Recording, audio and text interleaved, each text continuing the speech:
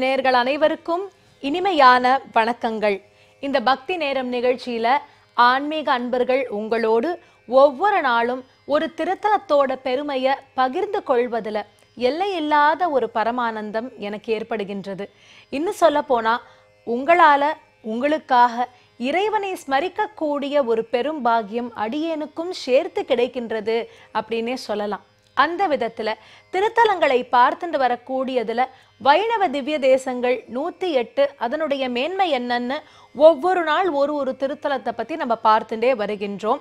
சோழ நாட்டு திருப்பதிகள் 40 பார்த்தோம், நடுநாடு 2 பார்த்தோம்.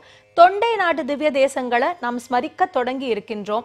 தொண்டை நாடு திவ்ய தேசங்கள் 22 எப்படி பிரியறது அப்படின்னா 15+7 அப்படின்ட்டு பிரியறது. 7 தனித்தனியா ஒவ்வொரு இடத்துல இருக்கு. 15 எங்க இருக்கு அப்படின்னு பார்த்தா எல்லாமே காஞ்சிபுரத்துல இருந்துட்டு இருக்கு. அப்படி காஞ்சிபுரத்துல இருக்கக்கூடிய திருத்தலங்களை நம்ம பார்த்துட்டு வரோம். 2 திருத்தலங்களை நம்ம பார்த்திருக்கோம். திருக்கச்சி அப்படின்னு சொல்லக்கூடியதை பார்த்திருக்கோம். அஷ்டபுஜகரம் அப்படின்னு சொல்லக்கூடிய திருத்தலங்களை பார்த்திருக்கோம். இன்றைய தினம் தொண்டை மண்டலத்துல 3வது திருத்தலமாக இருக்கக்கூடியது திவ்ய தேச பட்டியல்ல 45வதாக இருக்கக்கூடிய திருத்தண்கா அப்படின்னு சொல்லக்கூடிய திருத்தலத்தை தான் பார்க்க இருக்கின்றோம். தூப்புல் அப்படின்னு சொல்லக்கூடியது, தூய புல் அப்படின்னு சொல்வது, தண்கா அப்படின்னா குளுமையாக இருக்கக்கூடியது இல்லையா? அப்படிப்பட்ட ஒரு திருத்தலம். இந்த திருத்தலமானது இங்கே பெருமாள் எப்படி வந்தார் அப்படிங்கிற ஆச்சரியமான சரித்திரத்தை தான் இன்றைய தினம் பார்க்க இருக்கின்றோம். இந்த சரித்திரம் எல்லாமே முக்கியமா இந்த கோவில்கள் இப்ப நம்ம பார்க்கிறோம் இல்லையா, அத்திகிரி பார்த்தோம், அஷ்டபுஜகரம் பார்த்தோம். இது எல்லாத்துக்குமே சரித்திரம் அப்படின்னு பார்க்கும்போது பிரம்ம யாகம் அப்படிங்கிறது தான் ரொம்ப முக்கியமாக இருக்கு. அந்த பிரம்மயாக சரித்திரமானதை நம்ம எல்லாருமே ஒரு தடவை நினைவுபடுத்திக்கலாம். ஒரு சமயம் பிரம்மா ஒரு யாகம் பண்ணினாராம், அஸ்வமேத யாகம் பண்ணினார். இந்த அஸ்வமேத யாகம் பண்ணி முடிக்கும் பொழுது பெருமாளை சேவிக்கணும் அப்படிங்கிற ஒரு ஆசை அவருக்குள்ள ஏற்படுறது. பெருமாளை சேவிக்கணும்னு சொல்லி முதல்ல புஷ்கரத்துக்கு போறாராம்.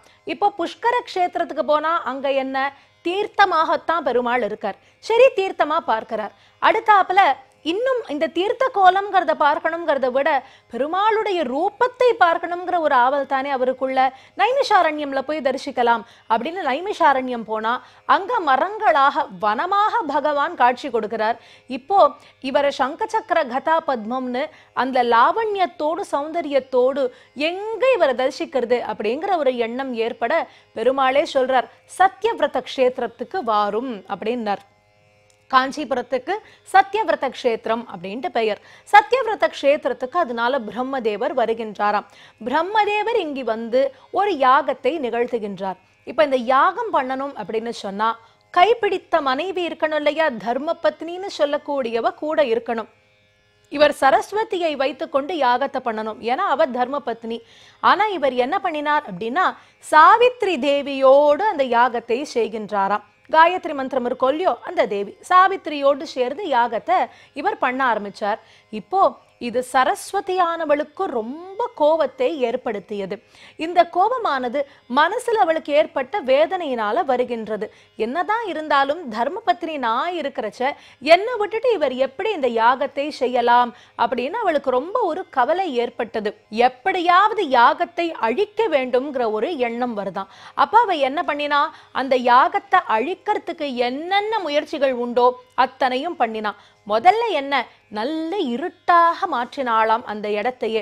எப்பொழுதுமே இருட்டு இருந்தா அங்க எப்படி யாகம் பண்ணுறது, கும் இருட்டுன்னு சொல்வது போல எதுவுமே தெரியாத படிக்க அவ்வளவு இருட்டாக அந்த இடத்தை அவள் மாற்றினாளாம். அப்போ பிரம்மதேவர் பெருமாளை பிரார்த்தனை பண்ண பெருமாள் தீபத்தோடு எழுந்தருளுகின்றார். அவருக்கு என்ன பெயர் தெரியுமா, தீப பிரகாஷர் அப்படின்ட்டு பேரு. இவரை பற்றியும் நம்ம பார்க்க போறோம். தூப்புல்ல தான் தீப பிரகாஷர் இருக்கார். அதுவும் ஒரு திவ்ய தேசம். எதற்கு இதை சொல்றேன் அப்படின்னா, இந்த திவ்ய தேசங்கள்ல இருக்கக்கூடிய சுவாமி எல்லாம் இந்த யாகத்தை ரட்சிக்கும் பொருட்டு ஒத்தொத்தரா வரா. எல்லாரும் வந்தப்புறம் கடைசியில வந்தவர் தான் தேவ பெருமாள் அப்படின்னு சொல்லக்கூடியவர். அதனால முதல்ல யாரெல்லாம் வரா அப்படிங்கிறத நம்ம பார்க்கிறோம். அப்போ தீப பிரகாஷராக கையில தீபத்தோடு ஏந்தி பிரகாசத்தை கொடுத்து அந்த யாகத்தின் இருள் என்ன சூழ்ந்ததோ அது அனைத்தையும் அழிக்கின்றார் சுவாமி. அடுத்தாப்புல அக்னி ரூபமா அசுரர்கள் எல்லாம் இருக்காளாம், அவளையும் தீப பிரகாஷர் அழிக்கின்றார். அடுத்து என்ன ஆறுது அப்படின்னு பார்த்தா ஒவ்வொரு விதமா அஷ்டபுஜங்களோட ஒரு காளிய ஏவினாளாம். இவர் அஷ்டபுஜ பெருமாளாக மாறி அந்த காளியினுடைய ஒரு கொட்டமானதை அடக்குகின்றார். அசுரர்கள் எல்லாரையும் வதம் பண்ணினாராம். அடுத்தாப்புல என்ன பண்ணினா அப்படின்னு பார்த்தா யானைகளை எல்லாம் ஏவினா. பெருமாள் பார்த்தார், நிருசிம்ஹ ரூபம் எடுத்துண்டு அந்த யானைகள் எல்லாவற்றையும் உண்டு இல்ல அப்படின்னு சொல்லி ஆக்கினாராம். கடைசியில அவ என்ன பண்ணினா, இத்தனை முயற்சி பண்ணியும் ஒண்ணும் பண்ண முடியல, நானே களத்துல இறங்குறேன் அப்படின்னு சொல்லி சரஸ்வதியானவள் வேகமான ஒரு நதியாக வெள்ளப்பெருக்கெடுத்து வராளாம். அப்படி வெள்ளப்பெருக்கெடுத்து வந்தா எல்லாவற்றையும் அழித்து விடும் இல்லையா, அதனால வேகவதின்னு பேர். அவள் தான் வேகவதி நதியாக வேகமா அப்படி வந்தாளாம். பெருமாள் பார்த்தார், அந்த இடத்துல யாகத்துக்கு எந்த பங்கமும் வரக்கூடாது என்று சொல்லி பெருமாளே ஒரு அணையாக அங்க அப்படி வந்து நின்றாராம். அந்த பெருமாள் யாரு? சொன்ன வண்ணம் செய்த பெருமாள் அப்படின்ட்டு அவருக்கு பெயர். அப்ப அந்த பெருமாள் அப்படி தோன்றினார். இப்ப என்ன ஆச்சு? வேகவதி சரஸ்வதி எந்த முயற்சி பண்ணியும் எல்லாமே வீண் போறது அப்படின்னு நினைச்சா. எதனால பெருமாள் இப்படி பண்ணார்? யாராக இருந்தாலும் பொறுமை வேண்டும். ஒரு யாகத்தை அழிக்கிறது அப்படிங்கிறது சத்காரியம் கிடையாது. தெய்வமாகவே இருந்தாலும் தேவதா ஸ்வரூபமாகவே இருந்தாலும் அவர்கள் அதை உணர வேண்டும் என்பதுதான் பெருமாள் இங்கு நமக்கு காட்டுவது. அப்போ சரஸ்வதிக்கு அஞ்ஞான இருளையும் பெருமாள் நீக்கினாராம். அந்த மாதிரி சமயத்துல பிரம்மாவினுடைய யாகம் மீண்டும் அழகா நடக்கின்றது. ஜாஜ்வல்யமா அந்த இடமே இருக்கு. அந்த மாதிரி சமயத்துல ஹவிர் பாகம் அப்படின்னு சொல்லக்கூடியது கொடுக்கணும் இல்லையா? அப்ப அந்த ஹவிர் பாகத்தை வாங்கிக்கிறதுக்காக பெருமாள் எப்படி வந்தார்னா, அவர்தான் தேவ பெருமாளாக புண்ணியகோட்டி விமானத்தோடு வந்து இறங்குகின்றாராம். புண்ணியகோட்டி விமானத்தோடைய பெருமாள் சேவை சாதிக்கின்றார். அந்த ஹவிர் பாகத்தையும் வாங்கி கொண்டு அனுகிரகத்தையும் செய்கின்றார். இப்போ இந்த விமானத்திற்கு என்ன பெயர்னா புண்ணியகோட்டி விமானம் அப்படின்ட்டு பெயர். ஏன் அப்படி தெரியுமா? இந்த இடத்துல நாம் செய்யக்கூடிய புண்ணியம், அதற்கான பலன்கள் கோட்டி புண்ணியம் செய்ததற்கு எப்படி இருக்குமோ அது மாதிரி கிடைக்குமா? ஒரு புண்ணியம் பண்ணினா கோட்டி தரம் அந்த புண்ணியத்தை செய்ததற்கான ஒரு பலன் இந்த சத்தியவிரத கஷேத்திரத்துல பெருமாள் அந்த புண்ணியகோட்டி விமானத்தோடு சேர்ந்து எழுந்தருளியதுனால நமக்கு கிடைக்கக்கூடிய பெரும் பேராக இருக்கின்றது. அப்படி தேவராஜ பெருமாளாக தேவாதிராஜ பெருமாளாக பேரருளாளனாக அவர் தோன்றினாராம். இப்படி இந்த வரதராஜ பெருமாள் தோன்றினார். இவரோடு கூட சேர்ந்தவாத்தா மத்த பேர். இந்த பெருமாள் என்னைக்கு தோன்றினார் அப்படின்னு பார்த்தா சித்திரை ஹஸ்தம் அப்படின்னு சொல்லக்கூடிய திருநாள் அன்று எழுந்தருளுகின்றார். ஆக சித்திரை ஹஸ்தம் அப்படின்னு சொல்லக்கூடியதுல வரதராஜ பெருமாள் வந்தார் அப்படிங்கிறத பார்த்தோம். அதே மாதிரி அஷ்டபுயக்கர பெருமாளை பத்தி பாக்குறப்ப சித்திரை ரோஹிணி அப்படிங்கிறத பார்த்தோம். இப்ப தீப பிரகாச பெருமாள் என்னைக்கு வரார் அப்படின்னு பார்த்தா சித்திரை சுவாதி அப்படின்னு சொல்லக்கூடிய மகோன்னதமான திருநாள்ல தான் எழுந்தருளுகின்றார்.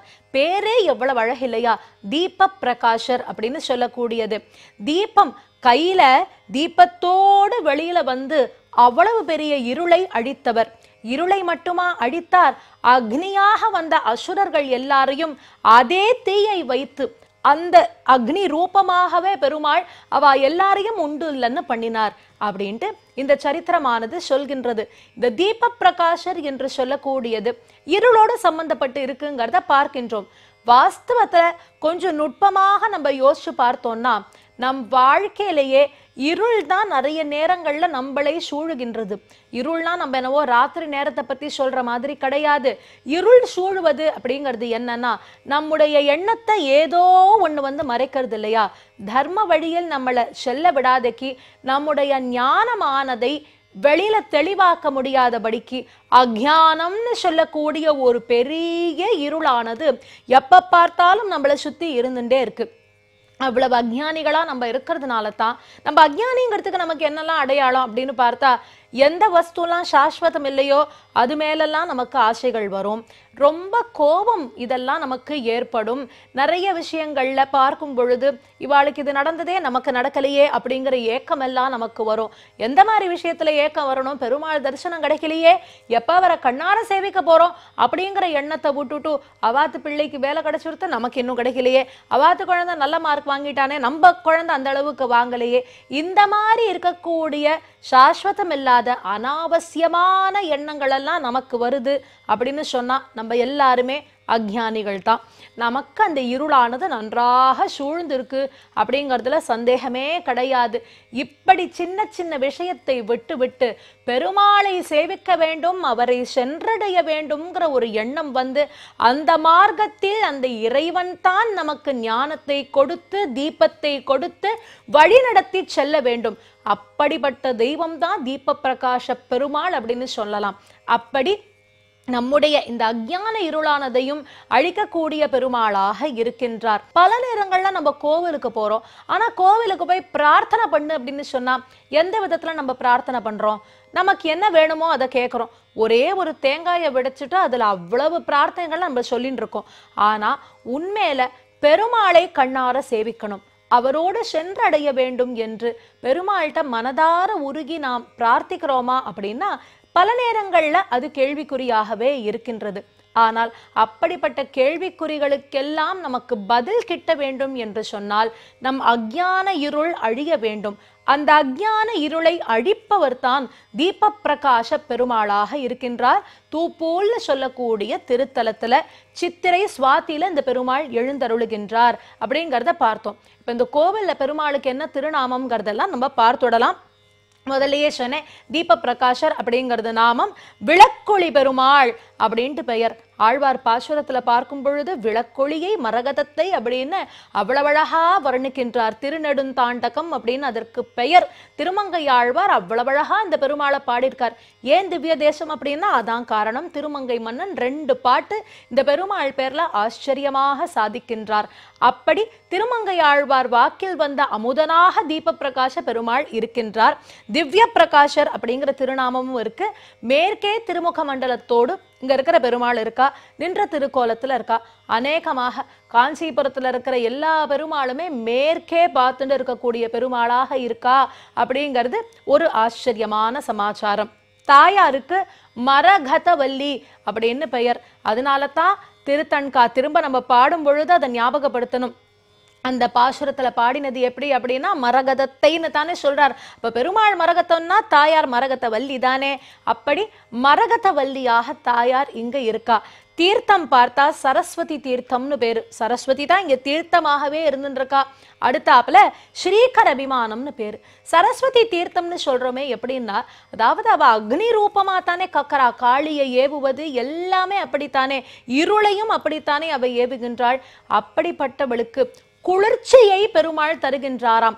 அவளை ஆஸ்வாசம் பண்ண முயற்சி பண்றாராம். அதனால தான் தீர்த்தத்தை கொடுத்தா எல்லாருக்குமே அந்த ஒரு கோபத்துல இருந்து எல்லாம் குறையுமே அப்படிங்கிறது போல சரஸ்வதி தீர்த்தம் அப்படிங்கிறது அதனால பொருத்தமாக இருக்கக்கூடிய தீர்த்தமாக இருக்கின்றது.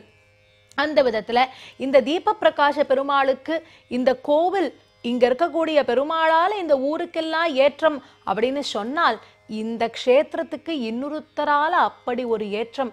யாருடைய அவதார ஸ்தலம் தெரியுமா? இது சுவாமி வேதாந்த தேசிகருடைய அவதார ஸ்தலம் தான் தூப்புல் அப்படின்னு சொல்லக்கூடியது. பல பேரினுடைய அஞ்ஞான இருளை அழிக்கக்கூடிய ஆச்சாரியனாக கவிதார்க்கிக கேசரி அப்படின்னு தானே நம்ம பார்த்தோம். கவிதைகள் ஸ்தோத்திரங்கள் அப்படின்னு சொல்லி இவருக்கிணையா ஒருத்தரை பார்க்க முடியாது. 2 பக்கத்துலயும் அவர் ரூபமே எப்படி இருக்கும்னா 2 பக்கம் சிங்கம் இருக்குமா. அந்த மாதிரி ஆச்சாரியர்கள்லயே ஒரு கம்பீரம் அப்படின்னு சொல்லலாம். வேதாந்த தேசிகரை பத்தி சொல்லும் பொழுது அவ்வளவு சமாச்சாரங்கள் இருக்கு. பகவத் ராமானுஜருடைய சித்தாந்தம் என்னவோ அதை ரட்சித்து அதை பலருக்கும் எளிமையாக எடுத்து சென்ற ஒரு பெருமை சுவாமி தேசிகனுக்கு இருக்கு அப்படின்னு சொன்னா மிகையாகாது. சுவாமி தேசிகனுடைய ஒரு அவதாரமே திருப்பதி பெருமாள்கிட்ட போய் பிரார்த்தனை பண்றாளாம். அவ அப்பா அம்மா திருப்பதி பெருமாள்கிட்ட போய் பிரார்த்தனை பண்ணிட்டு வர அன்று இரவு அவ அம்மாவுக்கு ஒரு ஸ்வப்னம் ஏற்படுகின்றதாம். என்ன ஸ்வப்னம்?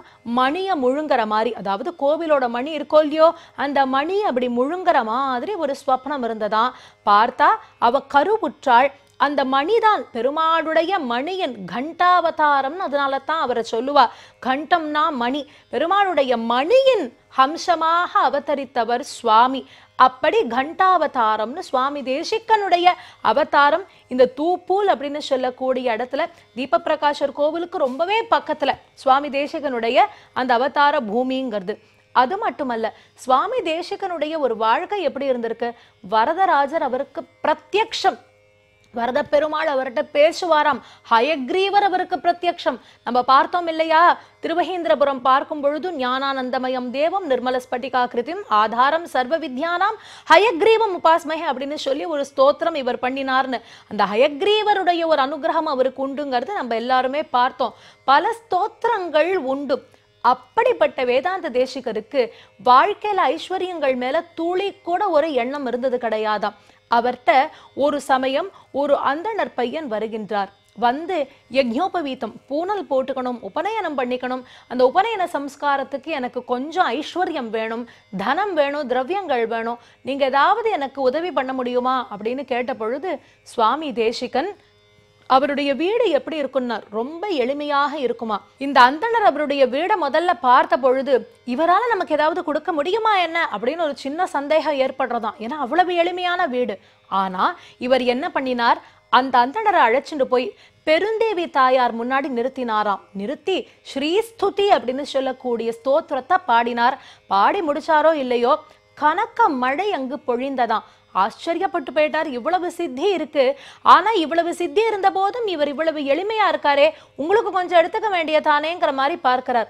அவர் சொல்றார், ஸ்ரீயை விட எனக்கு பெரிய நிதி என்ன இருக்க போறது, தாயாருடைய அனுகிரகம் தான் எனக்கு பெரிய நிதி, பெருமாள் தான் எனக்கு பெரிய நிதி, அவளுடைய அனுகிரகம் இருந்துட்டாலே போரும் அப்படின்னு. அதோடு அல்லாது பிரபத்தின்னு சொல்ற சரணாகதியின் மேன்மை என்ன என்பதையும் சுவாமி தேசிகன் நமக்கு எடுத்துரைக்கின்றார். அப்படிப்பட்ட தேசிக சுவாமியினுடைய ஒரு அவதார ஸ்தலமாகவும் இது இருக்கின்றது. இவ்வளவு பெருமைகள் கொண்ட தூப்பூல் அப்படின்னு சொல்லக்கூடிய க்ஷேத்திரத்துல இருக்கும் தீபப்பிரகாச பெருமாளையும் அதே சமயம் மரகதவல்லி தாயாரையும் சுவாமி தேசிகனையும் வணங்கி அவருடைய பேரருளை பெறுவோமாக. அடுத்த திவ்ய தேசத்தோடு உங்கள் அனைவரையும் சந்திக்கும் வரை உங்களிடமிருந்து விடை பெறுவது சுசித்ரா பாலசுப்ரமணியன். நன்றி, வணக்கம்.